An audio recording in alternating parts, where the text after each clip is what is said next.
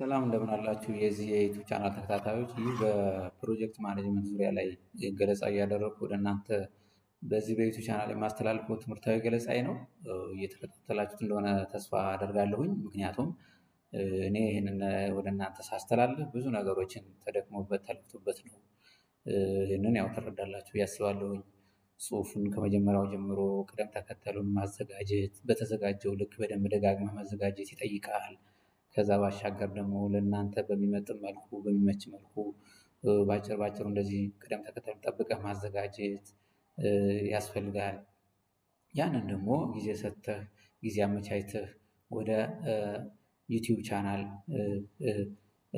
ለማስተላለፍ በሚችል መልኩ ቀረጻ አድርገህ የተለያዩ ስራዎችን መስራት ይጠይቃልና ብዙ ድካም የሚጠይቅ ስራ ስለሆነ እናንተም ትኩረት ሰጥታችሁ በዛ ልክ እንድትከታተሉት ነው አደራዬን ወይም መልእክቴን ማስተላለፍ የምፈልገው። ቀጣይ ደግሞ ይሄ የፕሮጀክት ማኔጅመንት ከተጠናቀቀ በኋላ ደግሞ በሌላ ጉዳይ ላይ ለእናንተ አስፈላጊ በሆነ ርዕስ ላይ መርጦ እንደዚሁ ገለጻ እየተደረገ ወደ እናንተ የሚተላለፍበት ስለሆነ ይህ ቻናሉ የበለጠ እንዲጎለብት እናንተም ቋሚ ቤተሰብ ሆናችሁ እንድትከታተሉ አደራዬ የጠበቀ ነው። ለሌሎች ደግሞ ተደራሽ እንዲሆን ላይክ፣ ሼር፣ ሰብስክራይብ ማድረጉንም አትዘንጉ። እንግዲህ በዛሬው ገለጻ የማተኩረው የፕሮጀክት አዋጭነትን በተመለከተ ነው። ፕሮጀክት ስንቀርጽ ወይም ዲዛይን ስናደርግ አዋጭነቱን በደንብ መረዳት አለብን። በተለይ ደግሞ ለትርፍ የሚቋቋም ለቢዝነስ የሚቋቋም ፕሮጀክት ከሆነ አዋጭነቱ ምንም ለድርድር የሚቀርብ አይደለም። ያንን ካላወቅን ላላስፈላጊ ኪሳራና ብክነት ውስጥ እንዳንገባ ማለት ነው። እንግዲህ የፕሮጀክትን አዋጭነት እናረጋግጥበት 3 ተግባራትን መከወን ያስፈልጋል ወይም መፈጸም ያስፈልጋል። የመጀመሪያው የቅድመ አዋጭነት ጥናት ማካሄድ ፕሪ ፊዚቢሊቲ ስተዲ ማካሄድ ነው። ሌላው ደግሞ ይህንን የሚያግዘውን የድጋፍ ጥናት ወይም ሳፖርቲቭ ስተዲ ማካሄድ ነው። ሌላውና ትልቁ ደግሞ የአዋጭነት ጥናት በዝርዝር ማካሄድ ነው። እነዚህ 3ቱ ምዕራፎች 3ቱ ተግባራት በፕሮጀክት አዋጭነት ላይ በጣም ትኩረት ተሰጥተን የምንተገብራቸው ናቸው የሚለውን ያው ልብ ማለት ይጠይቃል ማለት ነው። እንግዲህ በዛሬው ዕለት ገለጻ የማደርግባቸው ሁለቱ ላይ ነው። የቅድመ አዋጭነት ጥናትና የድጋፍ ጥናት ምን ይመስላል የሚለውን ነው። ዝርዝር የአዋጭነት ጥናቱን በሚቀጥለው ቪዲዮ ላይ ገለጻ አድርጌ አስተላልፍላችኋለሁ። እንግዲህ ቅድመ አዋጭነት ጥናት ሲባል የአንድ ፕሮጀክት ዝርዝር የአዋጭነት ጥናት ከመደረጉ በፊት ቅድሚያ ዋና ዋና ጉዳዮችን ለይተን ጥናት የምናደርግበት ተግባር ነው ማለት ነው። ዝርዝር የፕሮጀክት አዋጭነት ጥናት ይካሄዳል። ግን ከዛ ከመደረጉ በፊት ቅድመ አዋጭነት ጥናት በዋና ዋና ጉዳዮች ላይ መርጠን የምናካሄደው የአዋጭነት ጥናት አይነት ነው ወይም የምርመራ አይነት ነው ማለት ነው። እንግዲህ በዚህ የቅድመ አዋጭነት ጥናት የምናያቸው ዋና ዋና ነገሮች ይኖራሉ።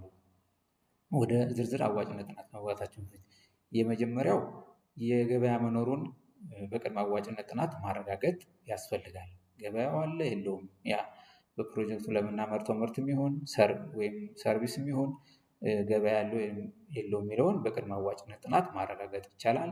ሌላው ጥሬ ዕቃ አለው የለውም፣ ለምናመርተው ምርት ጥሬ ዕቃ ግብዓት አለው የለውም የሚለውንም በቅድመ አዋጭነት ጥናት ማረጋገጥ ይጠቅማል። ሌላው የፋይናንስ አማራጮች ምን ይመስላል፣ ይህን ፕሮጀክት ለመፈጸም ለማከናወን ምን የፋይናንስ አማራጮች አሉ የሚሉትንም በቅድመ አዋጭነት ጥናት ማረጋገጥ ያስፈልጋል። ሌላው የፕሮጀክቱ ወጪ እንደው ጥቅል በሆነ ምን ሊሆን ይችላል፣ ምን ያህል ሊሆን ይችላል የሚለውንም ለማወቅ ይሄ የቅድመ አዋጭነት ጥናት በጣም ይጠቅመናል። የፕሮጀክቱ እድገትስ እያደገ የሚሄድ ፕሮጀክት ነው ይሄ ቀጣይ ላይ ፕሮጀክት የሚለውንም ለማወቅ በጣም ጠቃሚ ነው። ሌላው የፖለቲካ ሁኔታው ይህን ፕሮጀክት ለመፈጸም የፖለቲካ ሁኔታው ምን ይመስላል የሚለውንም ይረዳናል ማለት ነው ለማወቅ። ሌላው ማህበራዊ ተጽዕኖ ምን ይመስላል፣ በፕሮጀክቱ ዙሪያ ላይ የሚኖረው ማህበራዊ ተጽዕኖ ምን ይመስላል፣ አካባቢዊ ተጽዕኖስ ምን ይመስላል የሚሉትን በቅድመ አዋጭነት ጥናት ማረጋገጥ ያስፈልገናል። ስለ አንድ ፕሮጀክት ስናስብ ወይም አንድ ፕሮጀክት ስንቀርጽ ማለት ነው። እንግዲህ ይሄ የቅድመ አዋጭነት ጥናት የራሱ የሆነ ዓላማዎች አሉት። አንደኛው የተለያዩ የፕሮጀክት አማራጮች መኖራቸውን ማረጋገጥ፣ ለማረጋገጥም ይጠቅመናል። ሌላው ዝርዝር የአዋጭነት ጥናት ያስፈልጋል አያስፈልግም?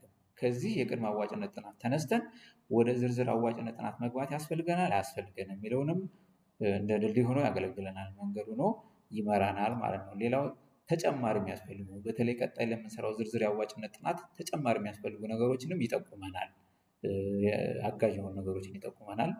ሌላው የፕሮጀክቱን ኢንቨስት ለማድረግ አዋጭ መሆኑንም ይጠቁመናል፣ ያሳየናል ማለት ነው። ሌላው የፕሮጀክቱ ከድርጅቱ ዓላማ፣ ፖሊሲ፣ ስትራቴጂ ጋር የተጣጣመ መሆኑንም ለማወቅ ይረዳናል ማለት ነው እና ይሄ በጣም ወሳኝ ነው። የዚህ የቅድመ አዋጭነት ጥናት ዲቴል ወደዛ ገብተን ከማለታችን በፊት ዋና ዋና ነገሮችን እዚህ ላይ አውቀን ወደዛኛው ወደሚቀጥለው ጥልቅ አዋጭነት ጥናት እንገባለን ማለት ነው። ሌላው ከዚህ ቀጥሎ የሚመጣው ደግሞ ይሄንን የቅድመ አዋጭነት ጥናት የሚደግፈው የድጋፍ ጥናት ማካሄድ ነው። በአዋጭነት ጥናት ያየናቸው በርካታ ነገሮች አሉ ማለት በቅድመ አዋጭነት ጥናት። ስለዚህ ይሄ ድጋፍ ደግሞ እነዛን የሚያረጋግጥ ነው።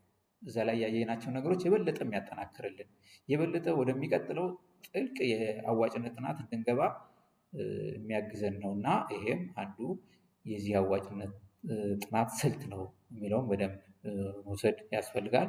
ይሄ ደግሞ በተለይ የድጋፍ የአዋጭነት ጥናት በተመረጡ ዋና ዋና ጉዳዮች ላይ ተለይቶ ጥናት የምናካሄድበት ምርመራ የምናካሄድበት ነው።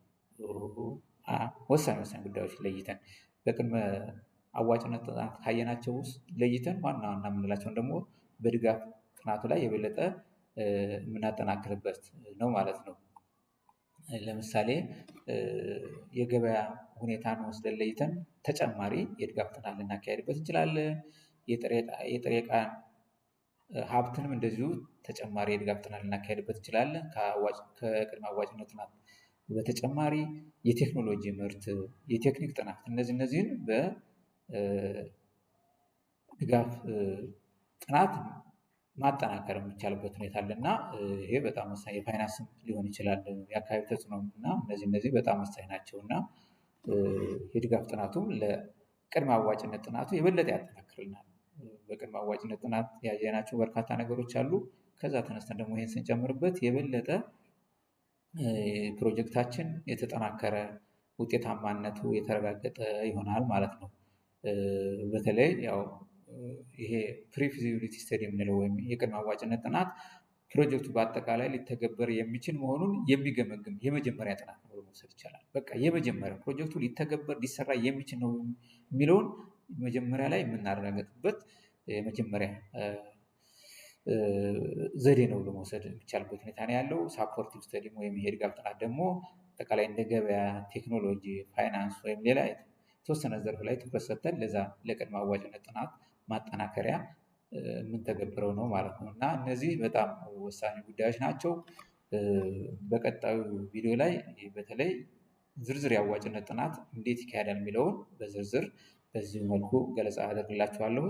ለዛሬው እነዚህ ቅድመ አዋጭነት ጥናት እና የዚሁ ደጋፊ የሆነው ደግሞ የድጋፍ ጥናት ምንድናቸው የሚሉትን በደንብ መረዳትና መተግበር ያስፈልጋል እና ከመግቢያ ላይ እንዳልኩት በተለይ ለቢዝነስ የሚሰራ ፕሮጀክት ከሆነ ለትርፍ የሚቋቋም ፕሮጀክት ከሆነ የአዋጭነት ጥናት ሳይካሄድ ወደዛ መግባት ለኪሳራ ያደርግና ጥንቃቄ ያስፈልጋል። ብዙ ሀብት ከባከነ በኋላ ብዙ ጊዜ ከባከነ በኋላ እንደገና ከመጸጸት እነዚህን ቅድመ ዝግጅት ስራዎች ሰርተን ወደ ፕሮጀክት ትግበራው ብንገባ የበለጠ ፕሮጀክታችን ፍሬያማ ይሆናል፣ ውጤታማ ይሆናል፣ ከኛም አልፎ ሌሎችን የሚጠቅም ይሆናል እና በዛ ልክ ትኩረት እንድንሰጠው ነው። እንግዲህ የዛሬው ገለጻ ይሄን ይመስላል። በያላችሁበት ሰላማችሁ ይብዛ። ደህና ቆዩ። ላይክ፣ ሰብስክራይብ፣ ሸር ማድረግን አትርሱ። ደህና ሁኑ።